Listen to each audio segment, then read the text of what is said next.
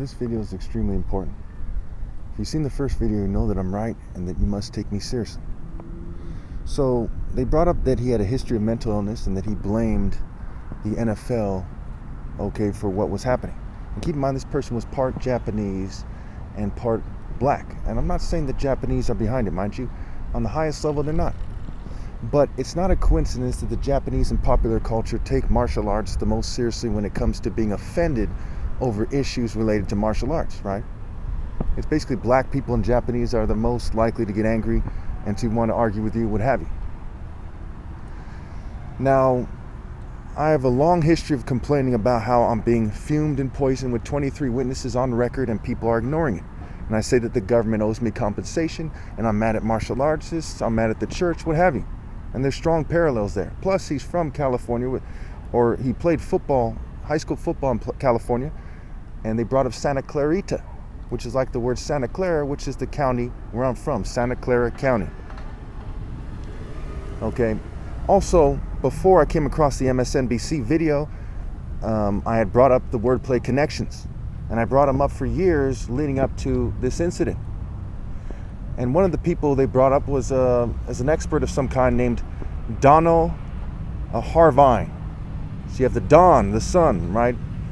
And then you have El meaning Lord, and El is also a Canaanite pagan deity. And there's a lot of people, it's basically best described as a deity of nerds, right? El. And also El rhymes with hell, rhyme and reason, and L-I-L-L, going back to mentally ill. Okay, and one of these videos is one guy's name's Lou, right? Which is L-I-U, which is they want people to believe that I'm ill, right? U-L, right? Mentally ill. Okay, so you have Donell Harvin. Har is a word for Horus. Look it up. Har means Horus. Har, Horus, Haru, Heru. They're all names for Horus that people who have done a lot of research into Egyptian mythology, for example, an Egyptologist, are very well aware of. So Donell Harvin. If that's not bad enough, keep in mind the vowels are interchangeable. I'll put why in the description in the comments. Okay, the head of, or the former head of Homeland Security in the MSNBC video, his name is Rob D'Amico. Okay, Rob, like robbing somebody. The D, right, like DC, right, the penis, what have you. And Amico is like the word Emeka, right? They also say my name Emeka and Amika.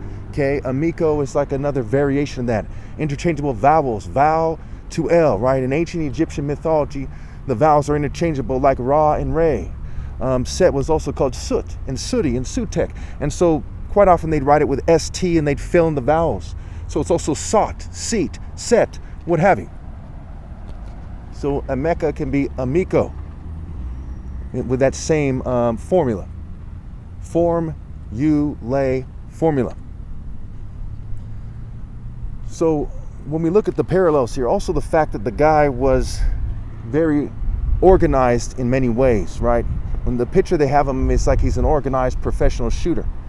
He was trained, like he's a trained sports player. He has a certain training and a certain thinking and a certain discipline that's transferable to various activities, including planning a mass shooting. And so he went in there like a movie or something and started laying people out like ducks. And one of them was a police officer. Immediately the news was making excuses for the police officer. They were saying, okay, there's a lot of people in the crowd. He didn't have time to pull his gun. Nonsense. Why would he have a kill shot in one shot? If he didn't kill him in the first shot, that gives him time to pull out his gun, to seek cover, what have you. Why wasn't he positioned already to take him on? So he basically outmaneuvered the police officer whose job is to prevent something like that from occurring. That's like his main job. So why wasn't he able to do it? I'm not trying to criticize the police, but the message here by this event, which we see the evidence suggests strongly at least, that the event was something that was orchestrated with advanced technology, with substances in the air and the food being remotely controlled. Keep in mind, I have 23 witnesses of the psychological operation against me, including the fact that they're covertly drugging me and they're doing things to try to alter my behavior. And when you say that, even though there's tons of evidence that technology exists, and they have every reason in the world to do it, they try to play you out as mentally ill. What they're doing is like, if somebody calls the police saying that, they were shot by a gang member, and you see blood, you see, the signs of a gunshot, and you say, well, it's in their head. It's like that's stupid. Because the evidence is overwhelming that they have the technology to do these things, and their motive is clear cut. Just like if you were in a bad neighborhood, okay, and I wonder why I just slipped on my word right there. If you were in a bad neighborhood and somebody was shot and saying a gang member did, the logical assumption is that they're telling the truth till proven otherwise. But we live in a society where they're expanding a mental health agenda. Trump recently passed legislation that allows for people to go after people who are on the street in a society where people are financially sabotaged, inflation's kicking their ass, cost of living, so people are more likely to be on the street if they don't kiss the government's ass or the corporations or secret societies or whatever dickheads have the power to kind of give them a job, right? And to keep them from going on the streets. And then the legislation allows them to force them into treatment when they have the technologies by far, and they've had the technologies for quite some time, to covertly drug them, to manipulate their behavior, what have you. Okay, so what's going on is clear here, right? They're control freaks. And we see in the studies from psychologists that 1 in 5 CEOs are said to be psychopaths. Now, how many of them are sociopaths? How many of them are narcissists? How many are control freaks? How many are just sick bastards, petty bastards, rapists, sexual harassing trash, what have you? We look at the Epstein list. These guys have a tendency to come together for some kind of plan. So the evidence is overwhelming. The logical assumption here is that these are planned events, because we also have to look at the wordplay. The wordplay is clear. Think about the former CIA director, I believe is what she was, Gina Ha-spell.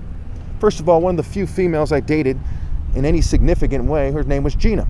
Secondly, her name is a play on words for Ha-spell, right? Ha-spell. And there's a lot of dickheads who think of themselves as occultists and sorcerers and wizards. Historically, it's so bad, that's one of the main ranks of the clan, is the Grand Wizard. And again, I connected the Blackburn reporter's name to the in-clan name, and the head of the clan is like the Grand Wizard, and the other one is the Grand Dragon, and the snake means to cheat. And snakes are associated with poisons and venom.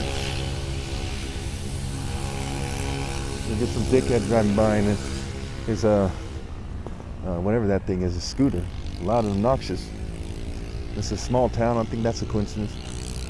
You know, but it gets a lot of traffic of people, but with everything considered, having lived here a long time, it's hard to believe that's a coincidence. You know, they are watching me, they're running a SOP on me. I'm speaking on a microphone here, so it might not have picked up that sound that much. Okay, so as we look at this, you know, obviously I don't have all the answers. I can't tell you exactly what group that person was in, but I can tell you here in California, the vast majority of people at least are in one group or another. They're in a gang, they're in a corporate group, they're in law enforcement, they're an asset of the intelligence agency, they're an intelligent agent themselves, they're in a political group, they're in one group or another that's controlled by controlled freaks who tell them to play stupid about things, and they harass people. And in recent years, it became clear that's the case. Okay, with all the political harassment we've seen, right, the colleges, Palestine, pro-Israel, we've seen the Havana syndrome. You know, before this, people would play stupid about that.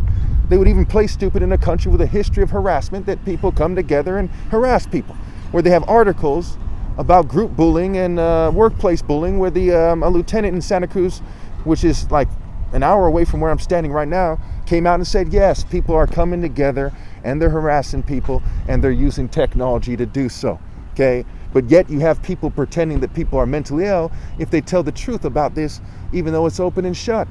Like, what it means to be a man is to do what's right. Ver and virtue means man, okay? Not going along with the crowd. Bitches go along with the crowd. Men stand firm for what's right.